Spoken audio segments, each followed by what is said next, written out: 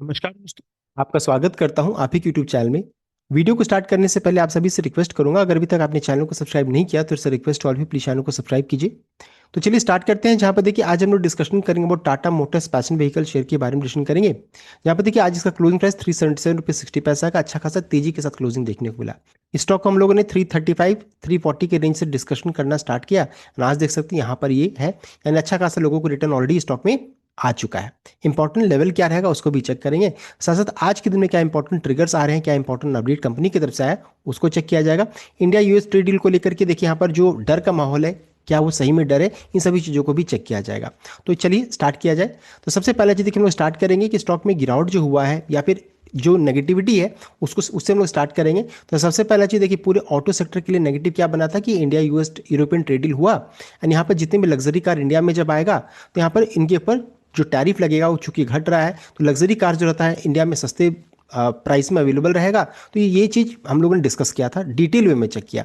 हम लोगों ने ये भी डिस्कस किया कि टाटा मोटर्स पैशन व्हीकल का स्लोवाकिया में यहाँ पर इनका प्लांट है, जेएलआर का प्लांट है, तो इससे टाटा मोटर्स को बेनिफिट मिल सकता है। इसका अभी तक क्लैरिटी आया नहीं है, हो सकता है जब तेजी बन जाए उसका फिर धीरे धीरे इसका भी क्लैरिटी आना स्टार्ट हो जाएगा।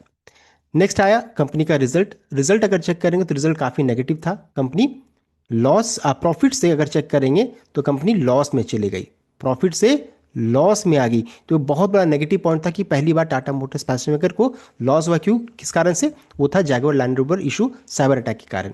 साथ साथ हम लोगों ने डिस्कस किया कि कंपनी का रिजल्ट जो था ना मार्केट एक्सपेक्टेशन को मीट नहीं किया, जो फोरकास्ट किया गया था उससे काफ़ी नीचे देखने को मिला। तो इतनी सारी चीज़ें थी, स्टॉक में गिरावट भी हुआ, उसका तुरंत में फिर तेजी बना।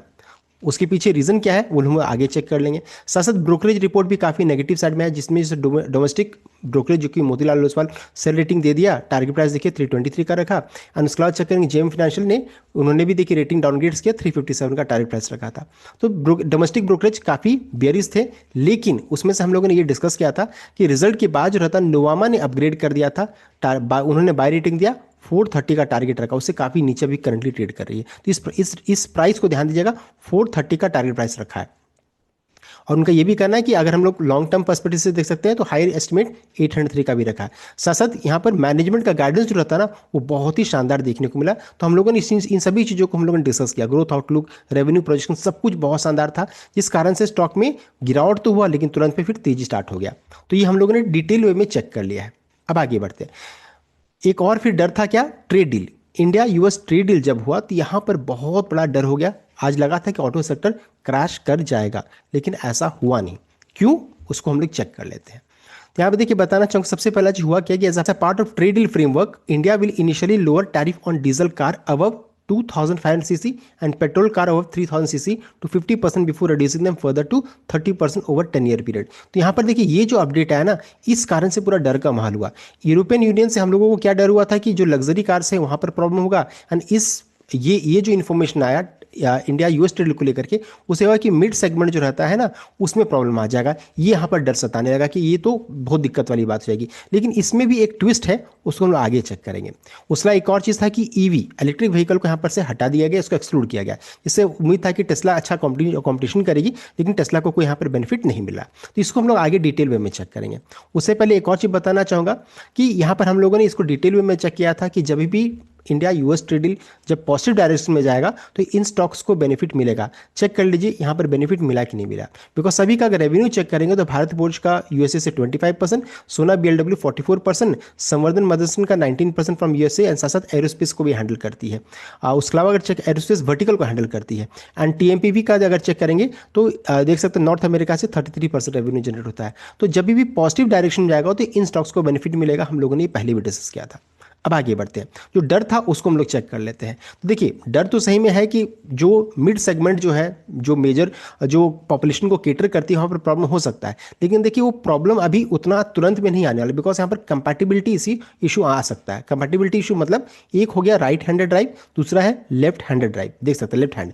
तो इंडिया में कौन सा चलता है? इंडिया में चलता है राइट हैंड ड्राइव, और अमेरिका में क्या चलता है? Left hand drive. और वहाँ जो गाड़ियाँ बनती हैं वो ये गाड़ियाँ बनती हैं। तो देखिए कंपैटिबिलिटी इशू यहाँ पर आ सकता है। बहुत सारी चीज़ें चेंजेस करनी पड़ेंगी, जो इतना आसान नहीं होगा किसी भी कंपनी को चेंज करने में।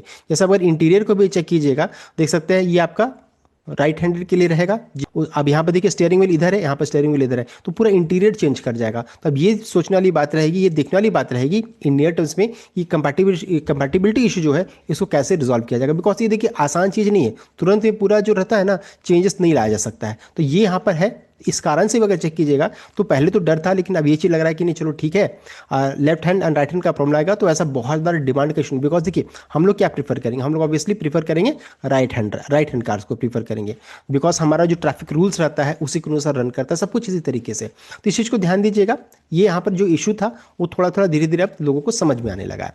अब उसके अलावा चेक करेंगे तो most of the US made car are not compatible with Indian driving laws, देख सकते हैं। तो पहले तो इंडियन ड्राइविंग लॉ को फुलफिल करना पड़ेगा। दूसरी तरफ से US is left hand drive car market versus India is right hand drive.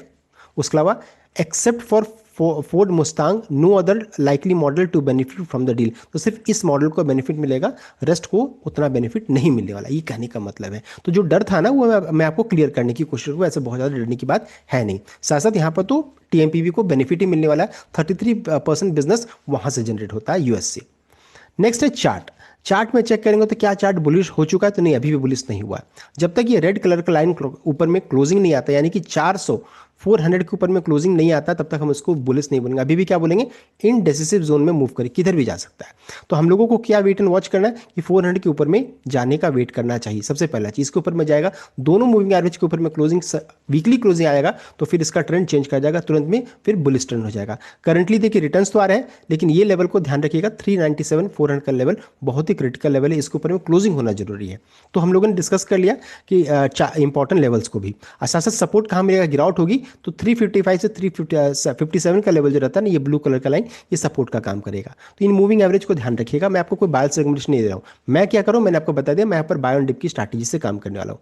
साथ साथ एक और चीज बताना चाहूंगा, टाटा सियरा का जो नंबर था वो 1 लाख यूनिट क्रॉस कर चुका। साथ साथ यहाँ पर प्रोडक्शन इंक्रीज करने की बात की जा रही है, तो ये भी अपडेट साथ में आ रहा। एंड उसके अलावा जो रहता है बहुत इंपॉर्टेंट खबर जो आज आ रही है, आज का दिन में इंपॉर्टेंट अपडेट आया कि देखिए 9,000 करोड़ देख सकते हैं यहाँ पर इन्वेस्टमेंट किया जा रहा है। देख सकते हैं 9,000 crore rupees Tata Motors Jaguar land rover plant opens in Tamil Nadu with 3 lakh vehicle capacity यहाँ पर देखने को मिला। ये अपडेट देख सकते हैं आज के दिन में देखने को मिला, जो ड्यूरिंग मार्केट आवर्स में अपडेट आया था, जहाँ देखिए बताया रहे कि Tamil Nadu chief minister MK. Stalin inaugurated the new Tata Motors passenger vehicle and Jaguar land rover manufacturing facility पथ में है। ये greenfield project is backed by investment of rupees 9,000 crore. देख सकते हैं plant has already rule out is first land rover car and has production capacity of 3 lakh vehicles marking the start of high and vehicle manufacturing plant यहाँ पर देखने को मिल रहा है। तो देखिए ये एक अच्छी खबर, पॉजिटिव खबर आज के दिन में देखने को मिल रही है। एंड उसके अलावा जो रहता कंपनी का वैल्यूएशन को भी जरा चेक कर लेंगे तो देख सकते हैं इंडस्ट्री का पीवी रेशियो को पहले चेक करेंगे तो देखिए 31 है, इंडस्ट्री का 31 है। उसमें चेक करेंगे तो मारुति सुजुकी 31.53 देख सकते हैं, ये इसका प्राइस होगा, ये इसका PV ratio. M N M 31.59, Hyundai Motors 31.13 and Tata Motors passenger vehicle देखिए 23 के मल्टीपल में ट्रेड करें, यानी कि इंडस्ट्री से भी सस्ता है। प्लस जितने भी टॉप कंपटीटर्स हैं सबसे देखिए अगर चेक कीजिएगा तो सबसे सस्ते वैल्यूएशन में इस प्राइस में भी ट्रेड कर रही है। इस चीज को समझिए कि बहुत सस्ते वैल्यूएशन में करंट ये ट्रेड कर रही है, तो वैल्यूएशन वाइज काफी सस्ता है। पूरे पेयर से कंपेयर कीजिए, सबसे सस्ते वैल्यूएशन में कोई ट्रेड कर रहा है तो वह है टाटा मोटर्स पैसेंजर व्हीकल, तो वैल्यूएशन वाइज बहुत सस्ता। साथ साथ जितनी भी नेगेटिव चीजें हैं वो स्टॉक से हटता चला जा रहा है। जैगुआर लैंड रोवर का भी जो इशू है वो भी रिजॉल्व हो रहा है। साथ साथ मैनेजमेंट कमेंट्री भी काफी पॉजिटिव साइड में है। And US India trade deal से इसे बेनिफिट मिलेगा and European India trade deal से भी इसे बेनिफिट मिल सकता है। तो इस कारण से मैं काफी पॉजिटिव स्टॉक को लेकर के एंड इस कारण से मैं यहाँ पर बाय एंड डिप की स्ट्रैटेजी से काम कर रहा हूँ। ये तक कंप्लीट अपडेट, आई होप आपको लाइक किया, शेयर किया, चैनल को सब्सक्राइब कीजिएगा। Thank you.